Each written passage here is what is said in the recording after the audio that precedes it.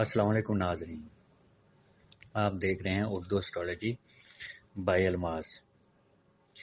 आज एक अहम मैच पाकिस्तान और नीदरलैंड के बीच खेला जा रहा है और दोनों टीमों के लिए ये मैच बहुत अहम है। अनफॉर्चुनेटली दोनों टीमों के पास किसी ने कोई मैच नहीं जीता। बाकी सारी टीमों ने किसी के पास पॉइंट है हर टीम के पास, लेकिन अनफॉर्चुनेटली इन दोनों टीमों के पास कोई पॉइंट्स नहीं हैं। नीदरलैंड इंडिया से मैच हार चुकी है लास्ट, और पाकिस्तान जो है वो जिम्बाब्वे से 1 रन से हारा था। बहुत ही अनफॉर्चुनेट पाकिस्तान के साथ अनप्रडिक्टेबल ये मैच था। अगर हम बढ़ते हैं अपने मैच प्रेडिक्शंस की तरफ, तो हम सबसे पहले ये देखते हैं इनके बीच जो हेड टू हेड मैचेस हुए हैं। इनमें एक मैच नीदरलैंड ने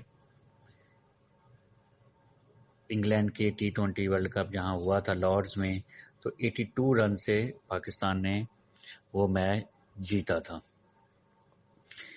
ये मैच पर्थ में खेला जा रहा है। अगर वेदर की बात की जाए तो वहाँ पे वेदर बादल छाए रहेंगे सारा दिन, तो उम्मीद तो है कि बारिश नहीं होगी।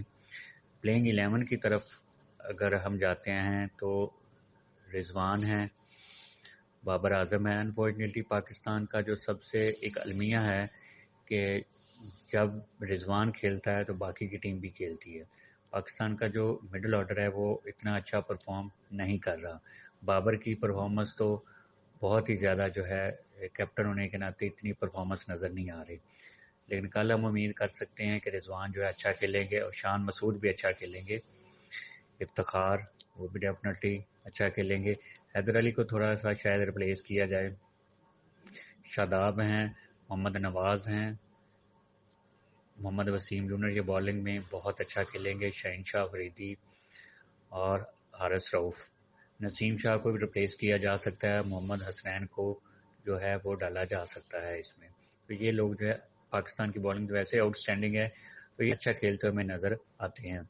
नीदरलैंड की अगर बात की जाए तो इसमें स्कॉट एडवर्ड जो है टीम के कैप्टन और विकेट कीपर भी हैं, और इसमें भी एक आधी हम चेंजिंग जो है वो हम देख रहे हैं। स्टीफन विक्रमादित्य सिंह को की जगह पे स्टीफन का जो है उसे डालेंगे।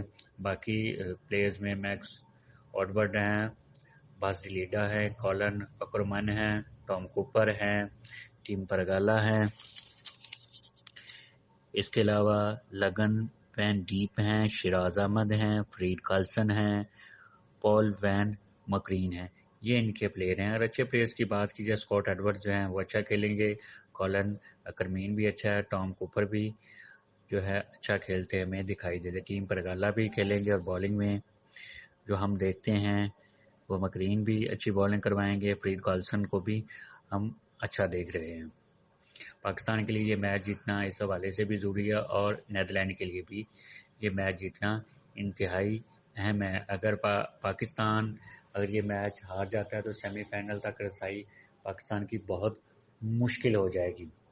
बढ़ते हैं हम मैच प्रेडिक्शन की तरफ, तो हम देखते हैं दोनों टीमों के प्लेयर्स की तरफ हम देखते हैं, कैप्टन्स की तरफ हम देखते हैं, और प्लेइंग ऑफ प्लेस की तरफ हम देखते हैं। तो हम ये कल प्रेडिक्ट कर सकते हैं कि कल का जो मैच है, अगर पाकिस्तान बैटिंग फर्स्ट करता है तो पाकिस्तान इतना बड़ा स्कोर नहीं कर पाएगा। अगर पाकिस्तान बैटिंग सेकंड करता है, टारगेट को चेस करता है, तो पाकिस्तान बड़ी जल्दी टारगेट को चेस करता हुआ हमें दिखाई देता है। अगर मैच प्रेडिक्शन की तरफ लेकर जाया जाए तो कल का दिन जो है वो पाकिस्तान की फेवर में दिखाई देता है, और पाकिस्तान जो है समझ लें कि एक अच्छे मार्जिन के साथ कल जीतती हुए हमें दिखाई देती है। और इसीलिए हम प्रेडिक्ट करेंगे कि कल का मैच पाकिस्तान ही जीते, क्योंकि इससे सेमीफाइनल तक जो है वो रसाई मिलनी इसको ज़रूरी है। तो हम ये कह सकते हैं Pakistani team will win this match. Thank you.